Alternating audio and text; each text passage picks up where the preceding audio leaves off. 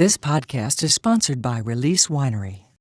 Every wine tells a story. Each growing season, it's our goal to create an artisan Napa Valley wine of exceptional quality. Join us as the story of this ultra-limited wine continues.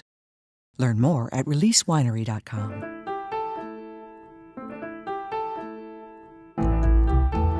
Yarra Yering. Would you like me to spell that too?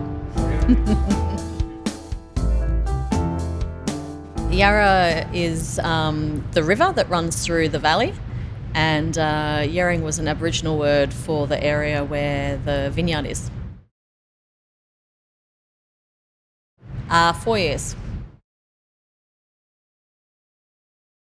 I think about 16 now. Plenty more to learn though.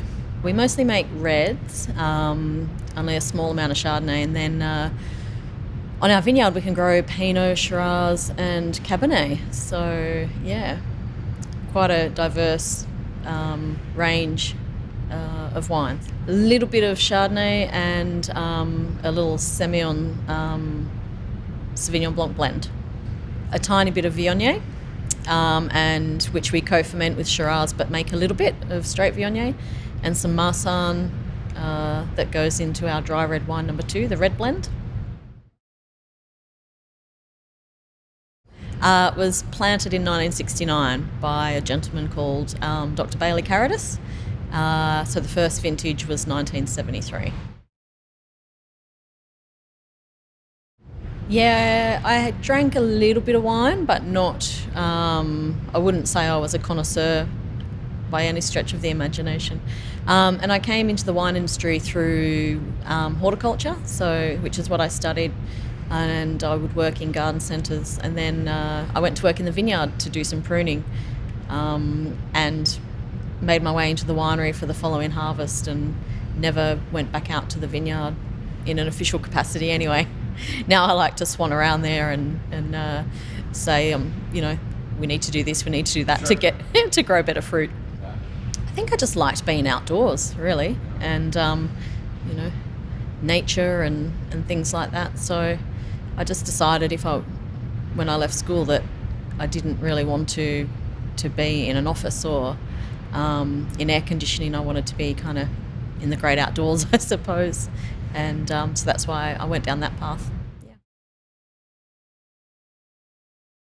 Okay, so we're just out of Melbourne, which is in Victoria, way down south. Not as far south as Tasmania, but it's kind of the bottom of Australia. So it's a cool climate as well. Yeah. So we're cool and dry. We've had ample rain in the last 4 seasons, and this year was quite a challenge as far as rainfall and protecting the crop and holding on to our leaf and keeping disease out of the vineyard. It was a really challenging season for Andrew, our vineyard manager. If he wasn't bald already, he would have lost all his hair. Oh, I hope he gets to hear the podcast. You'll appreciate it. Yeah. Okay. I think people who've been in the industry longer than I mean, you get both sides of the argument. People saying that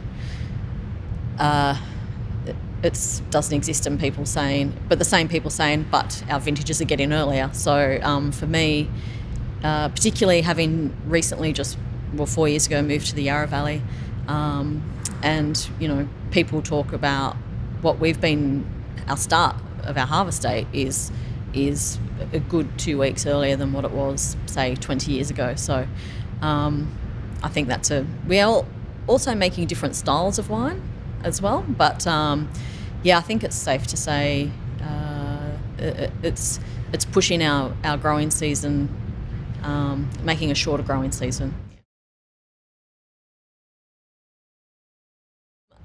I guess in general the industry is full of passionate people who also like a good drink. So there's plenty of kind of fun times that we have, responsibly fun times that we have. But daunting, I guess, for me, the most daunting thing I did was host my first ever winemaker's dinner, and they put a microphone in my hand, and I kind of freaked and swore because I thought it would be funny, and it wasn't. So that's my own personal tragic story, yeah. This podcast is sponsored by Release Winery. Every wine tells a story. Each growing season, it's our goal to create an artisan Napa Valley wine of exceptional quality. Join us as the story of this ultra-limited wine continues. Learn more at releasewinery.com.